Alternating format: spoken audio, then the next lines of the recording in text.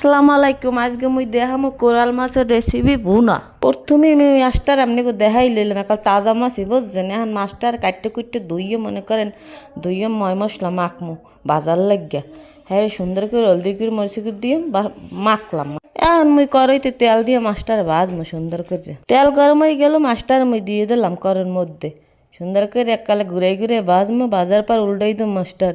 ভালোভাবে ভাজা না হইলে মাছের গুণ আবার গন্ধ হইবে। এখন আমি আরেকটা করি তো মাছটার ভুনো মেলিকে তেল দিলাম, জিরে দিলাম, গরম মশলা দিলাম, দারচিনি দুগ্গা দিলাম। এবার তেল দিয়ে পেঁয়াজটা দিয়ে ভালো মতো ভাজিয়ে পেঁয়াজ রসুন আদা বাটা সব দিয়ে দেবো একসাথে। এখন এগুলো আরো ভালো করে ভাজতে হইবে, ভালোভাবে বাদামি কালার করে মনে করেন ভাজা ভাজা করে। এবার হলদি গুঁড়ি দিমু, মরিচের গুঁড়ি দিমু, সব ময় মশলা দিয়ে ভালোভাবে লাইরে সাইডে কষাইয়ে একটু পানি দিয়ে দেবো। এখন লাড়া সারা দিয়ে টমেটো কটা দিয়ে দেবো। এর মধ্যে টমেটো কটা দিয়ে একটু কষাইয়ে মনে করেন এবার পানি দিয়ে দেবো। এবার মাছটা উপর দেখা সুন্দর করে দিয়ে দেবো।